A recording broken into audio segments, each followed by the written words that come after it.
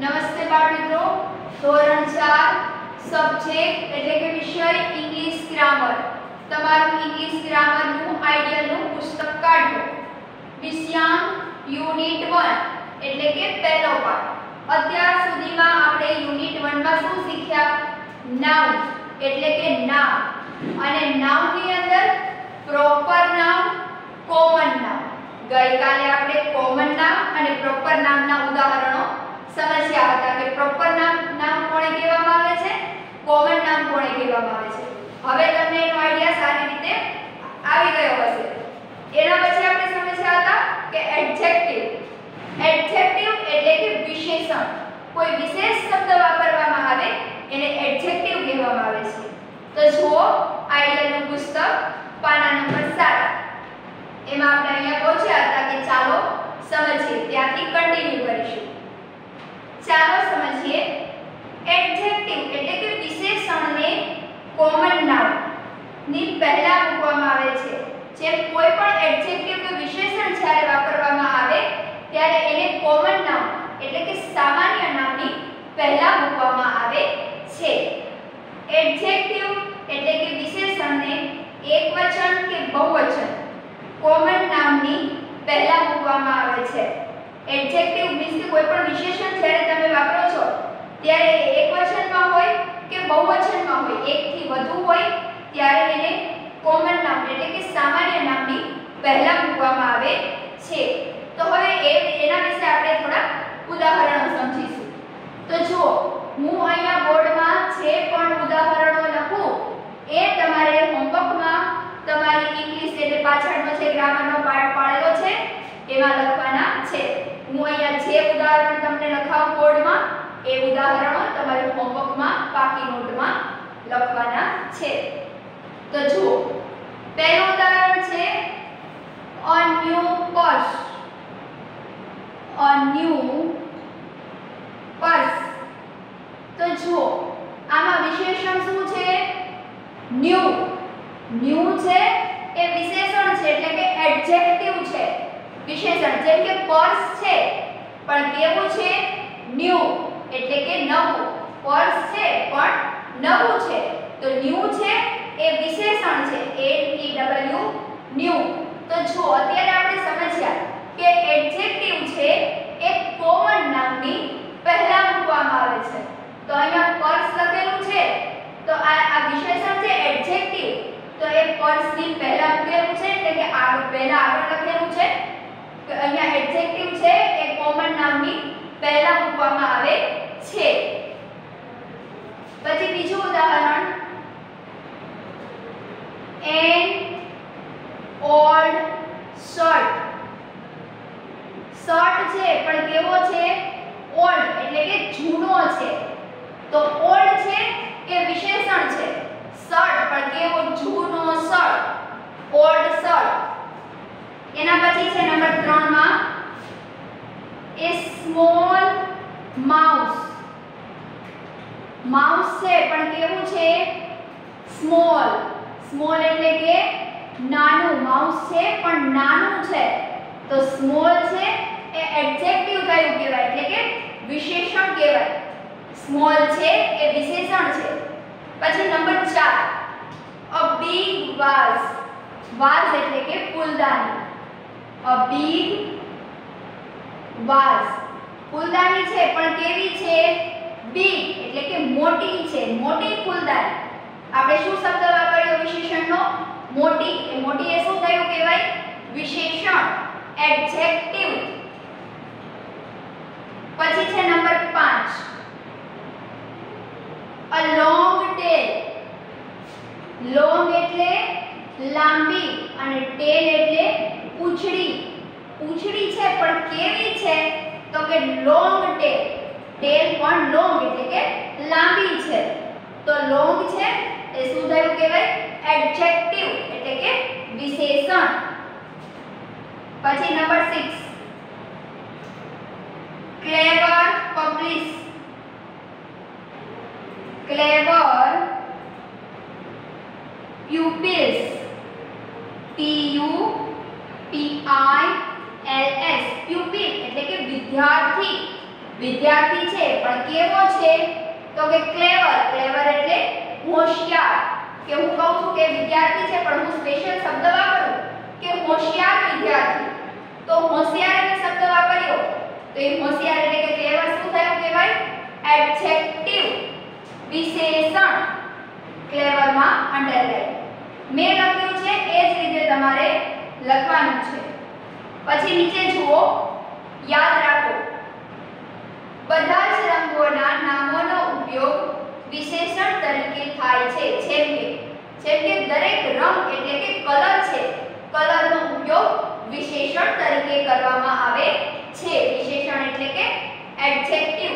જેમ કે red, green, blue, yellow, white, black. આ તમને સ્પેલિંગ, ઉચ્ચાર અને અર્થ સાથે આપ્યા છે.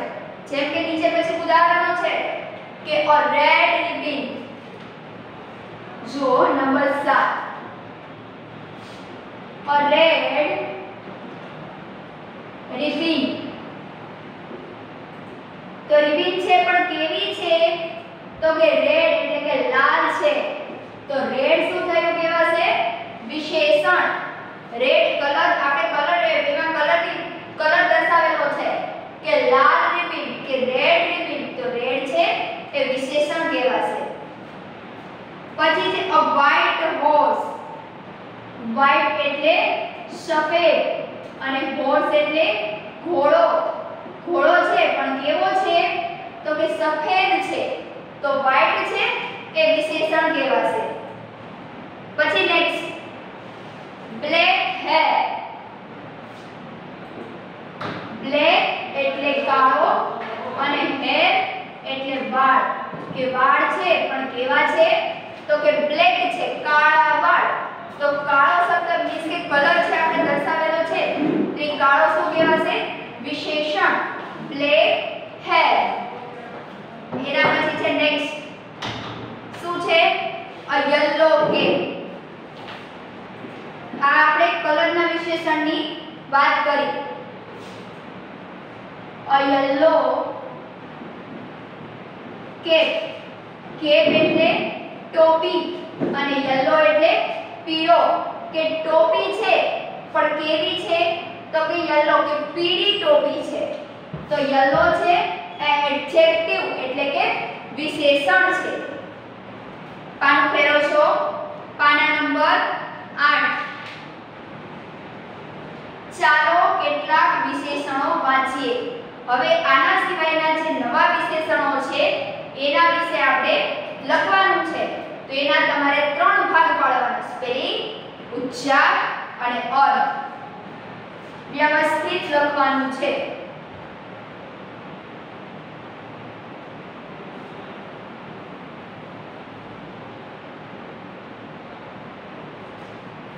આ સ્પેલિંગ, ઉચ્ચાર અને અર્થ સાથે તમારે આ દરેક વિશેષણો પાકા કરવાના છે. વિશેષણો એટલે કે એડજેક્ટિવ્સ. પહેલું છે ટોલ. TALL. ટોલ એટલે ઊંચું. કે હું કહું ટોલ બોય, ઊંચો છોકરો. તો છોકરો છે પણ કેવો છે? ઊંચો એટલે કે ટોલ છે. તો ટોલ એ શું થયું કહેવાશે? વિશેષણ.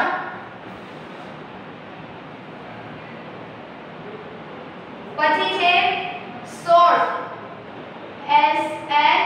SHORT.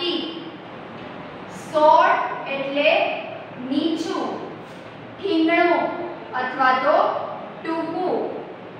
કેમ કહું? Short girl. તો છોકરી છે પણ કેવી છે? શોર્ટ એટલે કે નીચી છે. તો શોર્ટ છે એ વિશેષણ છે. લોંગ. LONG. લોંગ એટલે લાંબુ. લોંગ શું કહેવાશે? વિશેષણ. હું એમ કહું કે લોંગ ટેલ. હમણાં આપણે અત્યારે શીખ્યા હતા ને કે લોંગ ટેલ કે લાંબી પૂંછડી. તો લોંગ છે એ વિશેષણ છે એટલે કે એડજેક્ટિવ છે. એના પછી છે રફ. ROUGH રફ એટલે ખરબચડું. રફ નો અર્થ થશે ખરબચડું. તમારે સ્પેલિંગ, ઉચ્ચાર અને અર્થ વ્યવસ્થિત પાકા કરવાના છે. સ્મોલ SMALL સ્મોલ એટલે નાનું. સ્મોલ ટોય નાનું રમકડું. તો સ્મોલ છે એ વિશેષણ છે. પછી છે બિગ BIG બિગ. બિગ એટલે મોટું. બિગ કેટ કે મોટી બિલાડી. બિલાડી છે પણ કેવી છે તો કે મોટી. તો બિગ એ વિશેષણ છે. ફેટ FAT ફેટ એટલે જાડો. હું એમ કહું કે ફેટ એનિમલ કે જાડો હાથી તો ફેટ છે એ વિશેષણ છે.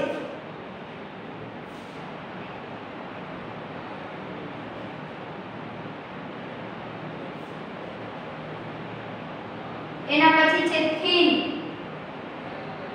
THIN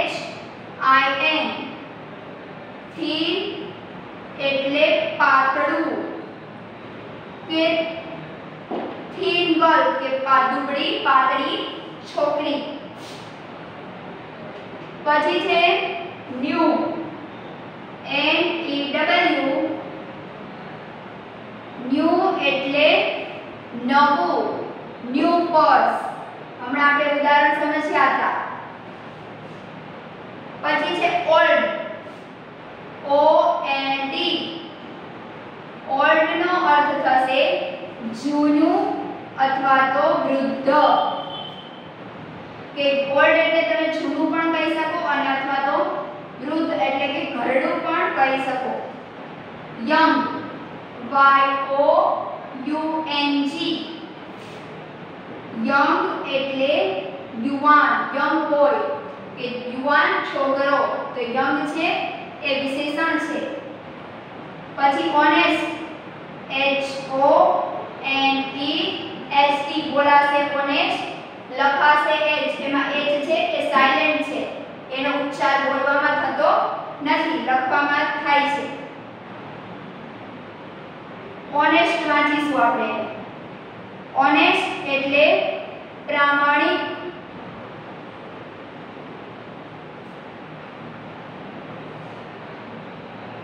પછી છે હોટ HOT હોટ એટલે ગરમ.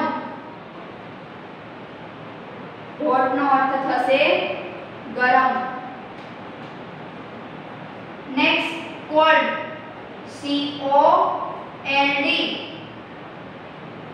કોલ્ડ એટલે ઠંડુ. કોલ્ડ એટલે ઠંડુ. બાકીના હું અહીંયા લખું છું. ઓકે.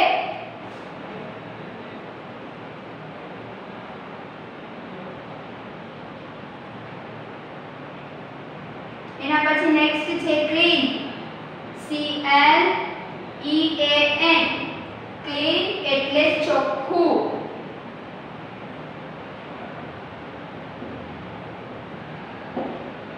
આ દરેક આપણે વિશેષણ સમજીએ છીએ. આ દરેક જે છે શું છે વિશેષણ એટલે કે એડજેક્ટિવ.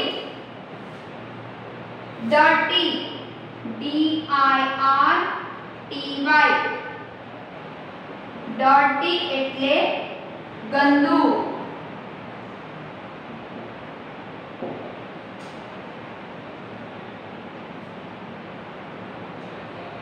લાઇટ LIGHT લાઇટ એટલે હલકું એટલે કે વજનમાં હલકું. એને લાઇટ કહેવામાં આવે છે. એના પછી નેક્સ્ટ છે હેવી HEAVY હેવી એટલે કે ભારે, વધારે વજનવાળું. હેવી એટલે ભારે, લાઇટ એટલે હલકું, ડર્ટી એટલે ગંદુ. ક્લીન એટલે ચોખ્ખું. તો જો આ છે આપણે સમજ્યા એ શું છે વિશેષણો છે એટલે કે એડજેક્ટિવ છે. તો અહીંયા સુધીમાં આપણે યુનિટ 1 આખું કમ્પ્લીટ થયું. નાઉન ની અંદર પ્રોપર નાઉન અને કોમન નાઉન. પ્રોપર નાઉન એટલે વ્યક્તિવાચક નામ અને કોમન નાઉન એટલે સામાન્ય નામ અને એડજેક્ટિવ એટલે વિશેષણ. તો આ દરેક જે અહીંના આ ઉદાહરણો અને આ વિશેષણો તમારે તમારી અંગ્રેજીની પાકી નોટમાં લખવાના છે.